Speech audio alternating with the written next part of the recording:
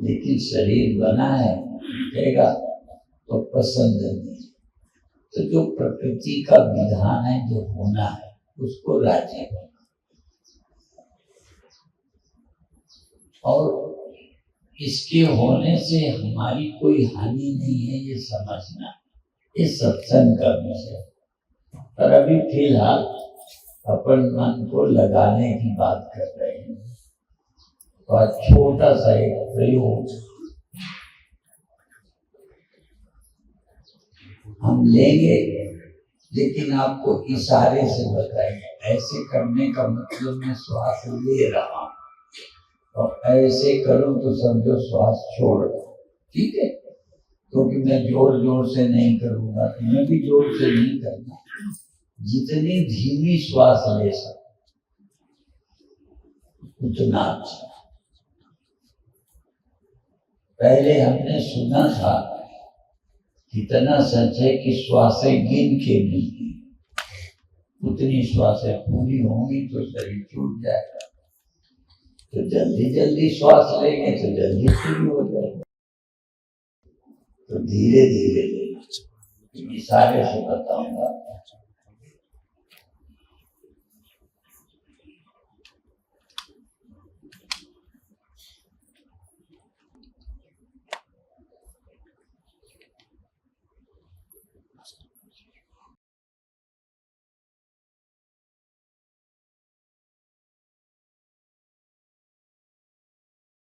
लंबी जाएगी। तो लंबी करने के दो तरीके हैं। बिना ध्यान के श्वास लंबी नहीं कर सकते। यदि ध्यान नहीं रखोगे तो श्वास जैसी चलती है चलेगी, ध्यान रखोगे तो ही लंबी कर पाओगे। बिना ध्यान के आएगी चली जाएगी। जैसे सोते में अपने आप जैसी आती है चली जाती है। अब नींद में कोई श्वास को चाहे कि लंबी कर ले, जैसा अभी मैंने बताया, नहीं कर सकते। आपका ध्यान किसी काम में व्यस्त है तब भी आप श्वास को लंबी नहीं कर सकते। श्वास को लंबी करने के लिए तुम्हें ध्यान रखना पड़ेगा। तो ध्यान को बनाए रखने की ये भी विधि है, श्वास लंबी करना। और एक हमारे बड़े गुरु भाई थे, उन्होंने हमारे लिए बड़े सहयोग किए। हमसे बुजुर्ग थे, वो सभा में भी बैठे होते थे तो आवाज तो नहीं करते थे, तो वो बैठे बैठे आवाज नहीं हो, प्रवचन चल रहे हैं संतों के, वो अपना बैठे हैं आंख बंद करके और ज्यादातर हाथ ऐसे रखे रहते थे।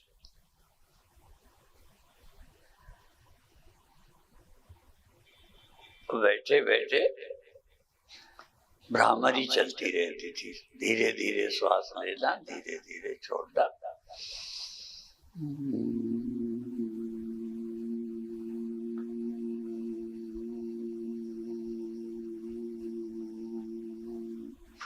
और ये जब अभी कोरोना था तो उस समय ये सब जो जानकार थे वो बताते थे, विशेष तरह से उस समय योग का प्रचार हुआ।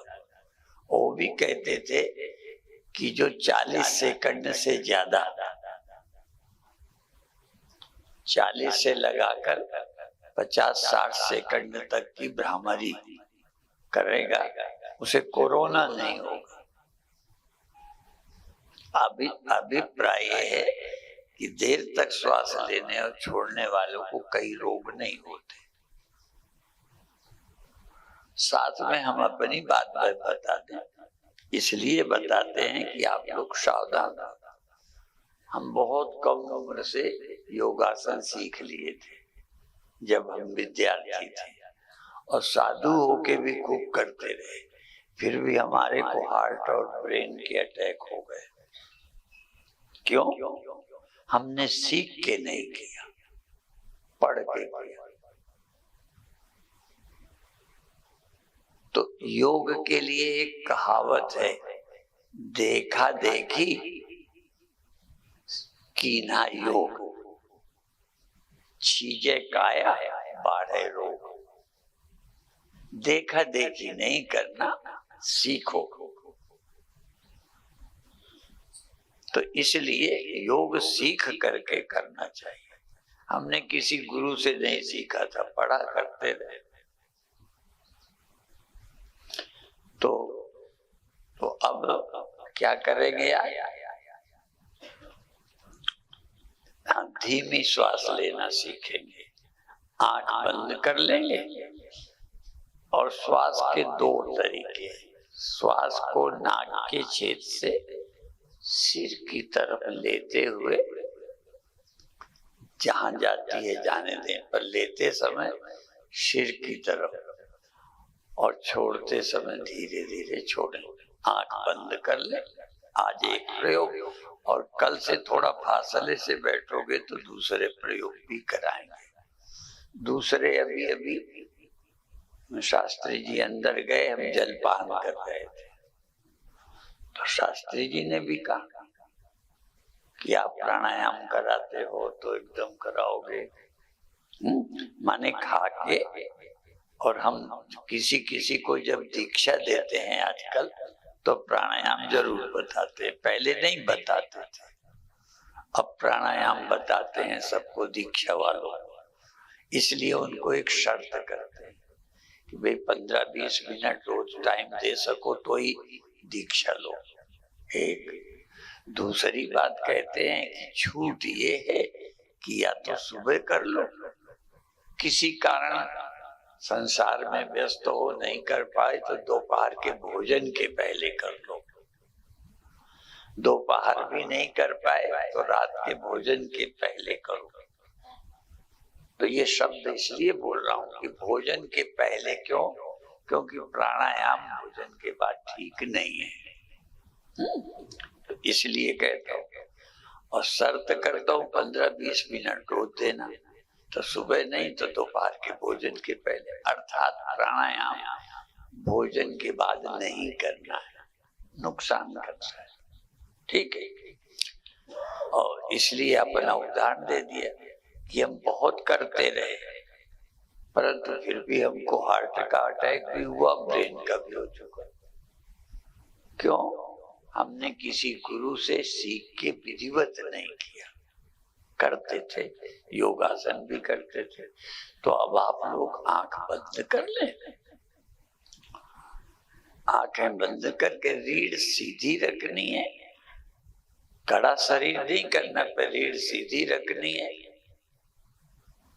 और कभी झुकना भी पड़े तो पीछे को भले जाओ, रीढ़ पीछे धनुष की तरह नहीं बननी चाहिए। तो आंख बंद है, श्वास धीरे धीरे लेना है, जितनी देर तक ले सको लो, और धीरे धीरे छोड़ो। प्रयत्न करो, संकल्प मन में बनाओ। घड़ी नहीं देखना, लेकिन ध्यान रखना है लेने से छोड़ने में थोड़ा समय ज्यादा लगेगा। यदि 20 सेकंड में श्वास ली तो 21-22 में श्वास छोड़ी।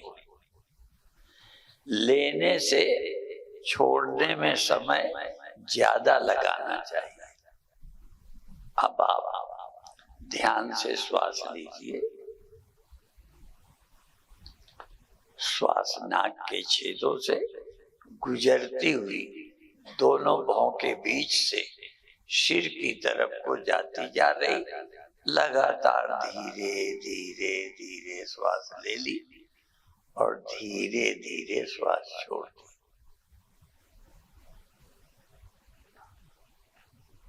आज अभी हम यही अभ्यास करा रहे हैं। इसमें भी नियम ये है कि पहले अनुलोम विलोम प्राणायाम करने के बाद ही ये अभ्यास करना चाहिए। अनुलोम विलोम प्राणायाम करने से श्वास का संतुलन हो जाता है। दाएं और बाएं से लेने से हमारा नाड़ी शोधन हो जाता है। हमारी दोनों नाड़ियां ईड़ा और पिंगला संतुलित हो जाती है। नाड़ियों के 3 नाम है, ईड़ा, पिंगला, सुषुम्ना। ईड़ा बाई है, पिंगला दाई है, और दोनों ईड़ा पिंगला के बार बार प्रयोग से सुषुम्ना खुल जाती है। सुषुम्ना नाड़ी खुलती है तो दोनों स्वर बराबर हो जाते हैं। आप सबको पता ही है, रोज योगाभ्यास सिखाया जा रहा है। ईड़ा और पिंगला, कभी ईड़ा ज्यादा तेज चलती है, पिंगला धीमी बंद सी रहती है। कभी पिंगला नाड़ी ठीक चलती है तो ईड़ा धीमी या बंद रहती है। दोनों नाड़ियां बराबर नहीं चलती, और दोनों नाड़ियां जब बराबर चलती हैं, ईड़ा और पिंगला, तो सुषुम्ना जागती है। अर्थात ध्यान के लिए ईड़ा और पिंगला दोनों बराबर स्वर होने चाहिए। दोनों छेद जब बराबर श्वास लेते हैं, चलती है, तो सुषुम्ना खुल जाती है। सुषुम्ना खुलने से ध्यान लग जाता है। इसलिए कल से दूसरा प्रयोग होगा। आज अभी सहज ही धीरे धीरे श्वास लीजिए और ध्यान से लीजिए। धीरे धीरे भी लीजिए और श्वास कहाँ जा रही है ये ख्याल रखिए, और श्वास धीरे धीरे वापस करिए।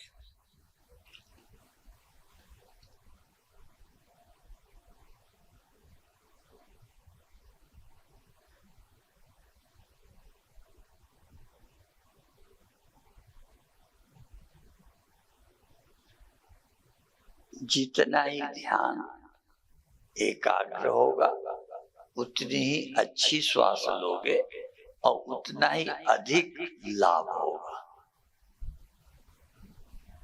मन ही बहुत बड़ी समस्या है, और ये तो सीखने का टाइम है। जब मन में दुख हो, ग्लानि हो, क्रोध हो और कोई टेंशन, चिंता हो, तो धीमी धीमी श्वास लेना और छोड़ना शुरू कर दें तो चिंता मिट जाएगी। मन जहां उलझ गया है वहां से आ जाएगा। ये मन को ठीक रखने की विधि है। दुखी आदमी का मन उन्हीं दुख की घटनाओं में घूमता रहता है। मनुष्य का मन कहीं न कहीं उलझ जाता है। पहले कभी कभी हमने बताया, जैसे कोई कैसेट उलझ जाता है, या पहले ग्रामोफोन रिकॉर्ड होता था, तो यदि सुई रुक जाती थी तो वही शब्द बार बार दोहराता रहता था। ऐसे ही हमारा मन किसी दुख में, चिंता में उलझ जाता है तो वही घूमता रहता है, वहां से हटता नहीं। इसलिए मन को सब जगह से हटाकर श्वास में लाना। बहुत अच्छे, धीरे धीरे लीजिए और धीरे धीरे छोड़िए।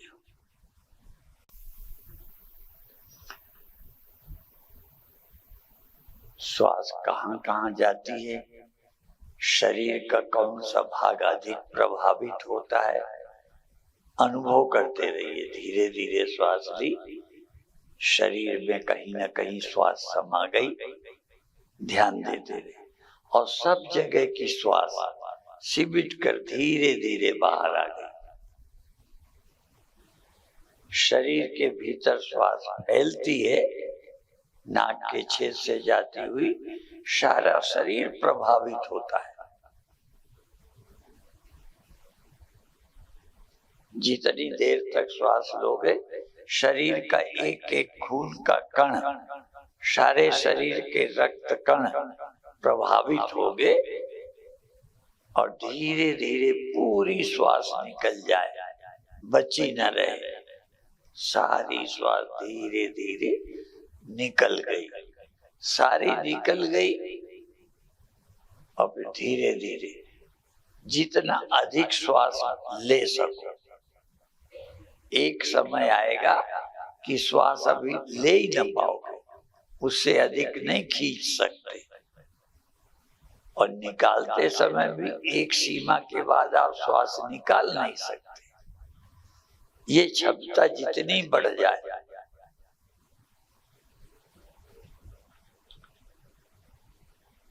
जितना अधिक श्वास लेना आएगा और जितना अधिक श्वास निकालना जानोगे, उतना ही शरीर स्वस्थ रहेगा, मन निर्मल होता जाएगा। गीता के महात्म्य में एक जगह कहा है, गीता का अध्ययन करने वाला और प्राणायाम करने वाले को पूर्व जन्म के पाप भी कट जाते हैं। पहले जन्म के पाप,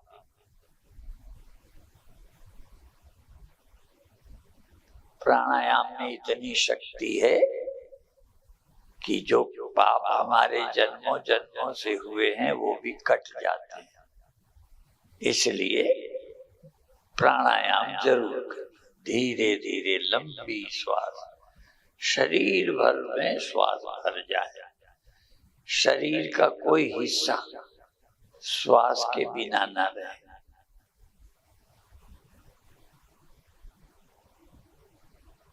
जिस शरीर के भाग में ठीक से श्वास नहीं जाती, वहां रक्त का प्रवाह भी कम हो जाता है, और जहां रक्त नहीं जाता वो अंग मरने लगते हैं। इसलिए धीरे धीरे सारे शरीर में श्वास पहुंचाइए और धीरे धीरे पूरे देह की श्वास धीरे धीरे सिमट कर बाहर निकल जाए। जैसे बर्तन को धोने के लिए बार बार पानी डालते हैं, फिर फेंकते हैं, फिर डालते हैं, तो बर्तन साफ हो जाता है। पानी कम हो तो बर्तन साफ नहीं होता। ऐसे शरीर और मन रूपी बर्तन को साफ करने के लिए धीरे धीरे शरीर में श्वास पहुंचाइए और धीरे धीरे पूरे देह की श्वास वापस करिए। बहुत अच्छे।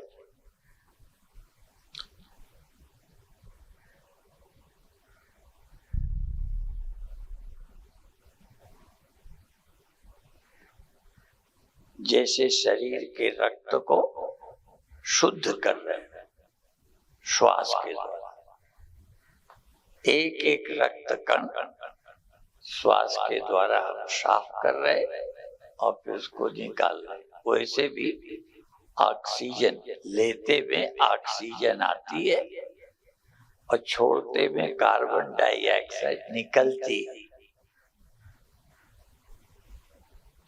जाने अनजाने वैसे भी शरीर को शुद्ध श्वास ही करती है, पर अब हम योजनाबद्ध सावधानी पूर्वक ऑक्सीजन सारे शरीर में पहुंचाएंगे।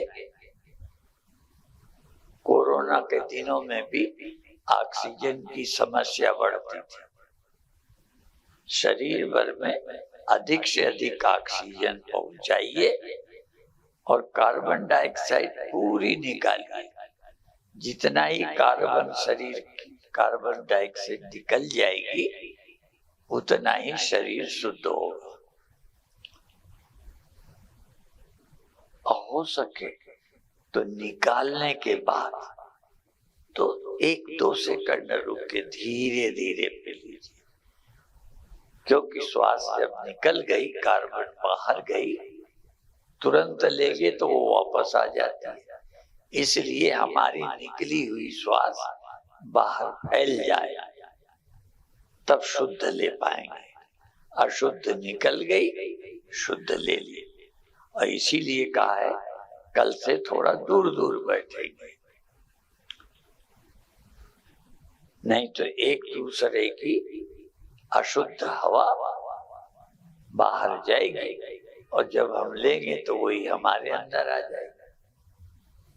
इसीलिए कोरोना के दिनों में 1 मीटर की दूरी और मास्क जरूरी कहा था, क्योंकि दूरी रहने से दूसरे की श्वास जल्दी नहीं आती। नजदीक रहेंगे तो यदि उसको कोरोना होगा तो हमें हो जाएगा। इसलिए दूर दूर रहना।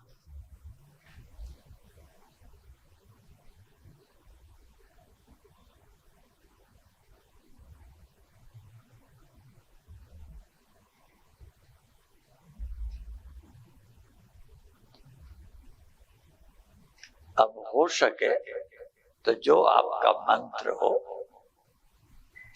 जो भी मंत्र आपको याद है या लिया है, उस मंत्र को धीमी श्वास में मन से, जबान से बोलोगे तो श्वास नहीं ले पाओगे।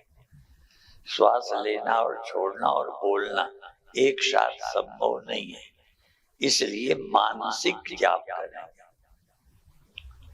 मानसिक, मन से श्वास लेते समय जाप करते हुए श्वास लीजिए और श्वास छोड़िए।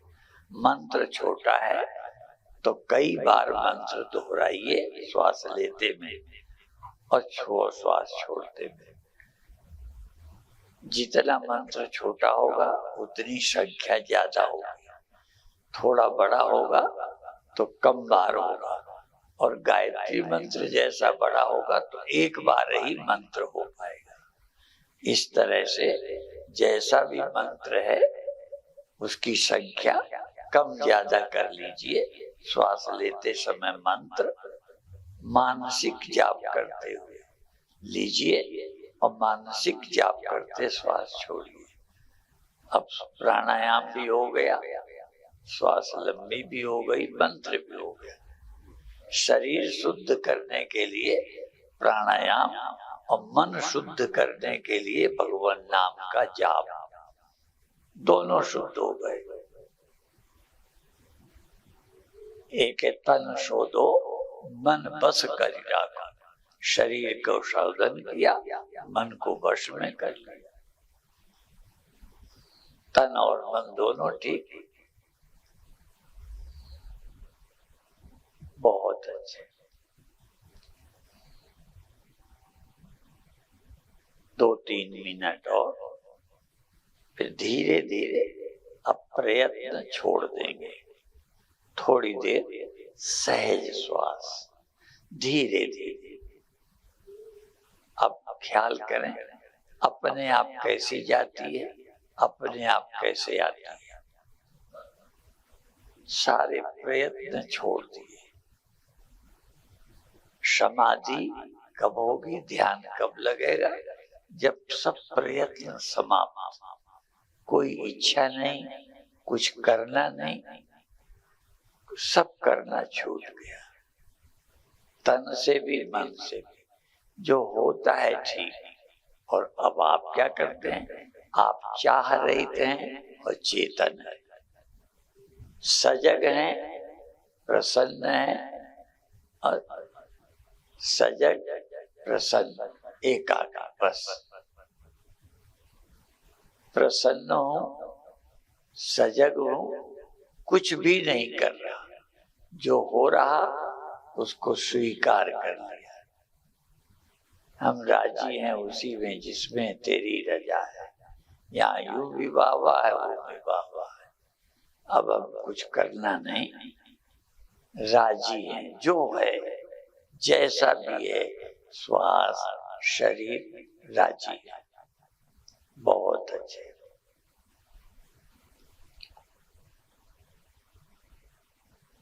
ध्यान छोड़ने के पहले अपने अंदर से अब क्या मन है, मन छोड़ने को करता है और क्या क्या तकलीफ है। पैर दर्द करते हैं तो बिना आंखें खोले रीढ़ टेढ़ी सीधी करनी है, कर लो।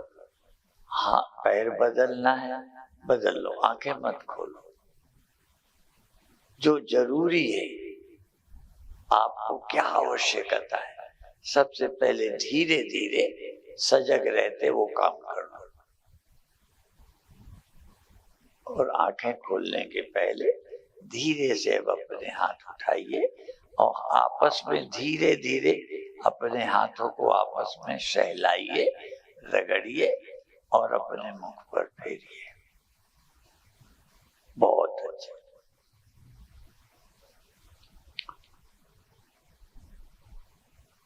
और बिना किसी ग्लानि के निश्चिंत, जैसे हम किसी को क्रोध की आंखों से देखते हैं, ईर्ष्या करते हैं, देखने में खुश नहीं होते, अंदर से तैयार हो कि अब हम आँख खोलकर खुशी के दर्शन खुशी होके सब कुछ देखेंगे। एक को नहीं, सारी दुनिया को खुशी के देखेंगे। बहुत अच्छे।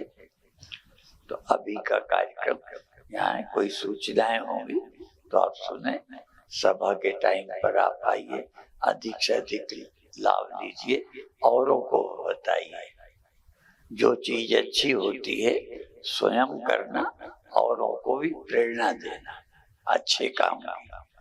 तो ये कल्याण का, तन स्वस्थ मन शांत लोकहित की बातें सीख रहे हो तो अधिक से अधिक लोगों को प्रेरित करें और कार्यक्रम में भाग लेने के लिए प्रेरित। और कल कहा था सत्संग का क्षण और भोजन का कण बर्बाद नहीं करना चाहिए।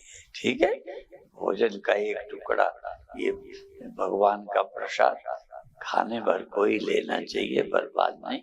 ऐसे ही सत्संग का एक क्षण बर्बाद मत करो।